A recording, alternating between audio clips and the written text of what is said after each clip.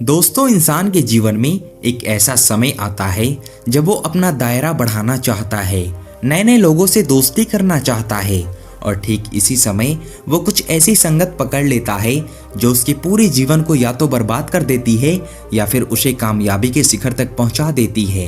अगर इस समय में, उस उम्र में आपने एक कदम भी गलत उठाया तो पूरी उम्र आपकी मंजिल आपको ढूंढती रह जाएगी। आपको पता नहीं चलेगा कि जीवन में आपको करना क्या है। तो ये बहुत जरूरी है कि आप अपनी संगति का ठीक प्रकार से चयन करें, क्योंकि आखिरकार आप वही बन जाते हैं जिनके साथ आप रहते हो। गलत संगति कितनी खतरनाक हो सकती है ये तो आपको इस कहानी में जानने को मिलेगा ही। साथ ही साथ आपको ये सीख भी मिलेगी कि आपको कैसी संगति करनी चाहिए।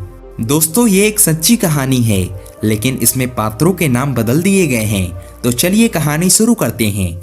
एक गुरु अपने शिष्यों को एक कहानी के माध्यम से सीख देना चाहते थे, लेकिन कहानी सुनने से पहले गुरु ने सभी शिष्यों को चेतावनी दी। अपने सभी शिष्यों से उन्होंने कहा कि आज जो कहानी मैं तुम्हें सुनाऊंगा उसे सुनकर तुम्हें मेरे 2 सवालों के जवाब देने होंगे।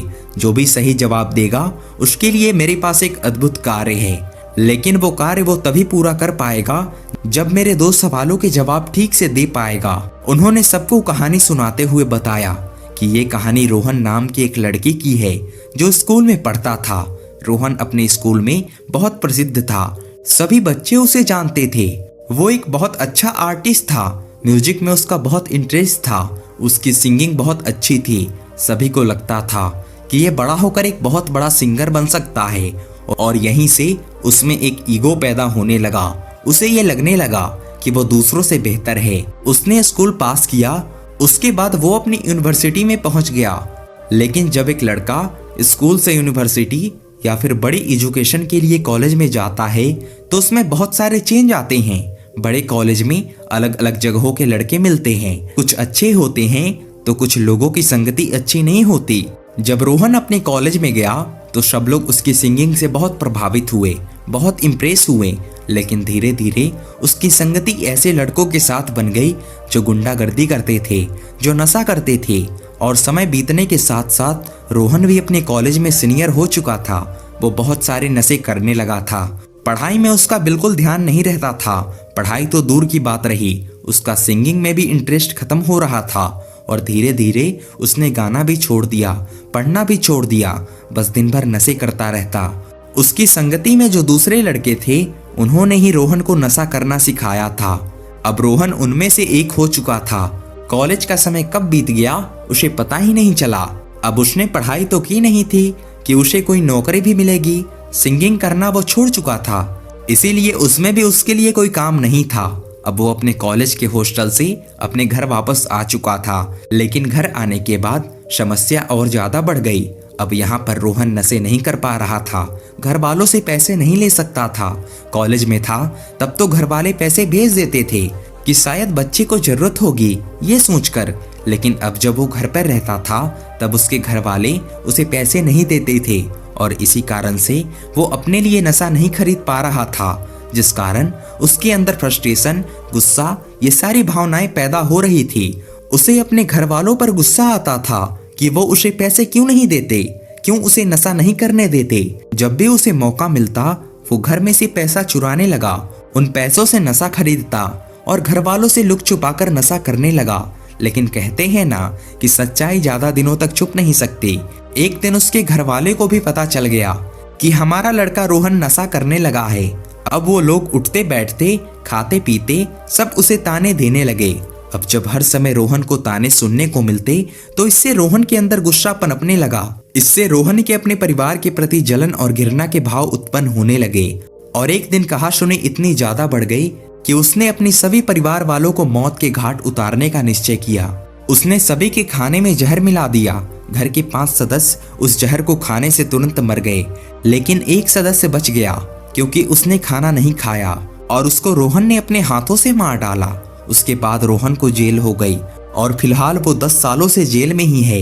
ये कहानी सुनाने के बाद गुरु ने सभी शिष्यों से पूछा कि इस कहानी से उन 6 लोगों की मौत का जिम्मेदार कौन था और ये घटना टाली जा सकती थी। गुरु के ये सवाल सुनकर सभी शिष्यों ने अपने हाथ ऊपर किया। हर कोई इसका उत्तर देना चाहता था। एक शिष्य ने बताया कि रोहन स्कूल टाइम से ही ईगो रखता था और वही ईगो इसकी बर्बादी का कारण बना। लेकिन उसके उत्तर से गुरु को संतुष्टि नहीं हुई, इसीलिए उन्होंने अपने सबसे होनहार शिष्य से इसका जवाब पूछा। वो शिष्य बताने लगा कि गुरुदेव, आदमी अपनी परिस्थिति का खुद ही जिम्मेदार होता है। रोहन ने जो पाप किया उसका जिम्मेदार भी वो स्वयं था।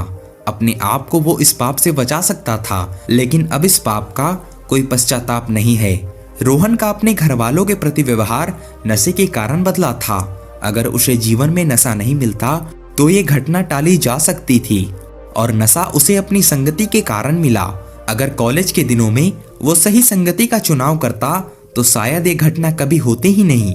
शिष्य ने आगे कहा कि कॉलेज के दिनों में थोड़ी बहुत शरारत तो सभी बच्चे करते हैं, उसमें कुछ बुरा नहीं है। प्यार मोहब्बत भी करते हैं, उसमें भी कुछ बुरा नहीं है। लेकिन नशा करना सबसे बुरी आदत है। नशा आपको एक ऐसी दुनिया में ढकेल देता है जहां से आप कभी वापस आ ही नहीं सकते। रोहन चाहता तो दूसरे बच्चों को अपना दोस्त बना सकता था, उसकी संगति में शामिल हो सकता था, लेकिन उसका एक गलत कदम उसे जुर्म के काले दलदल में फंसाकर चला गया।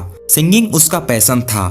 अगर उसमें वो मेहनत करता रहता तो शायद वो अपनी मंजिल भी हासिल कर लेता, लेकिन नशे में पड़कर वो अपने लक्ष्य को भूल चुका था।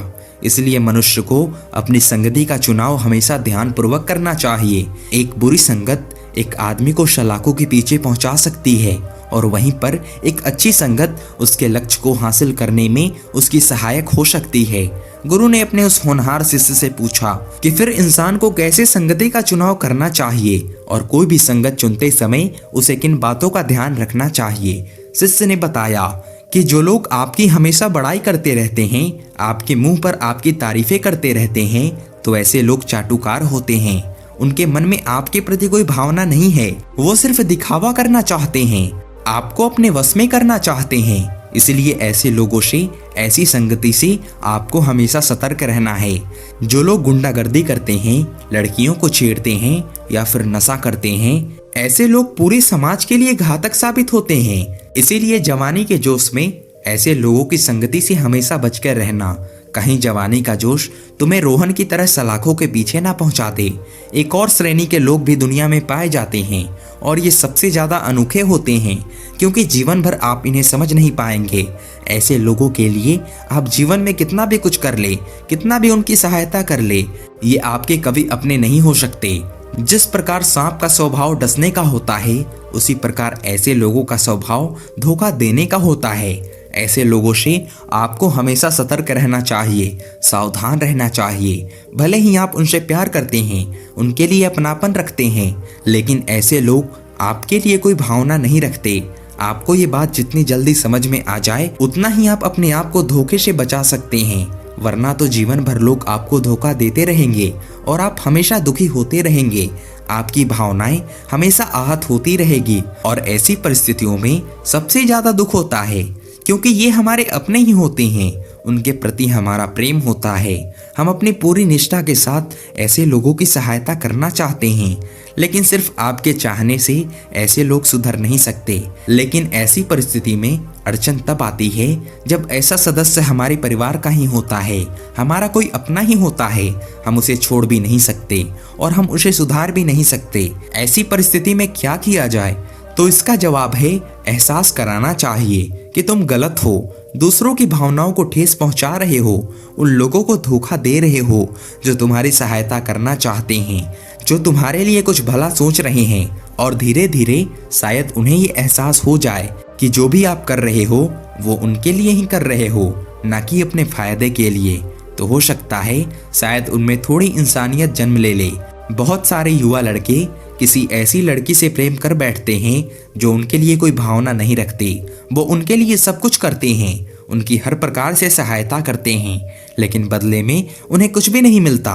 वो लोग सिर्फ अपने नजरों में गिर जाते हैं, अपने ऊपर संदेह करने लगते हैं। इसीलिए मदद करने की भावना उसी के लिए रखो जिसका वो हकदार है, जिसको सच में जरूरत है और जो उस सहायता की कदर करता है, ना कि मदद करने वालों को बेवकूफ समझता है। फर्क होता है दोनों में।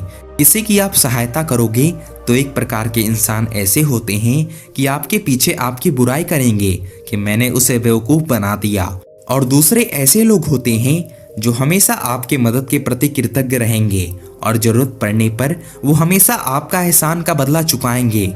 इसलिए दोनों में फर्क करना सीखो। कौन आपको धोखा दे रहा है और कौन आपके साथ है।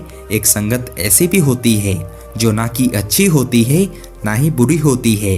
ऐसे लोग बस काम करना नहीं चाहते, हालांकि वो किसी का बुरा भी नहीं करना चाहते।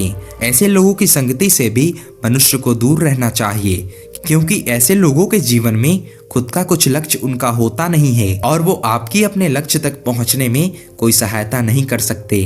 उल्टा वो आपको लक्ष्य से भटका देंगे। ऐसे लोग आप में आलस्य पैदा कर देते हैं।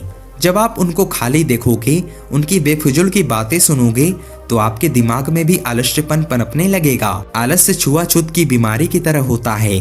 अगर आप किसी को आलस्य से भरा हुआ देख रहे हो तो संभव है कि आपके शरीर में भी आलस्य पैदा होने लगेगा। जो लोग हमेशा उदास रहते हैं, दूसरों की बुराइयां ही करते रहते हैं, ऐसे लोगों से भी हमेशा बचकर रहना चाहिए। अगर ये नियम हम अपने जीवन में अपनाते हैं तो हमारा जीवन ज़्यादा आसान हो जाता है, जीवन ज़्यादा खुशहाल हो जाता है। जीवन में ज़्यादा तनाव नहीं रहता, चिंता नहीं रहता, आपके सारे काम आसान मालूम होंगे। आप अपने जीवन में सफलता की सीढ़ी चढ़ते चले जाएंगे। इसीलिए चाहे हुनर कम भी हो, लेकिन संगति अच्छी है तो आप अपनी मंजिल तक पहुंच ही जाओगे। इसके विपरीत आप चाहे कितने भी हुनरमंद क्यों ना हो, अगर आपकी संगति बेकार है तो आप अपने लक्ष्य से आज नहीं तो कल भटक ही जाओगे। गुरु अपने शिष्य से ये बात सुनकर बहुत प्रसन्नचित्त हो गए। उन्होंने अपने शिष्य की पीठ थपथपाई और उसको आश्रम की एक बहुत बड़ी जिम्मेदारी सौंपते हुए बताया कि तुम इस आश्रम के होनहार शिष्य हो। तुम्हारे मार्गदर्शन में शिष्य बहुत कुछ सीख सकते हैं, इसलिए अपनी सीख को दूसरों के साथ साझा करो। ज्ञान हमेशा बांटने से बढ़ता है। और इसके बाद गुरु वहां से प्रस्थान कर गए।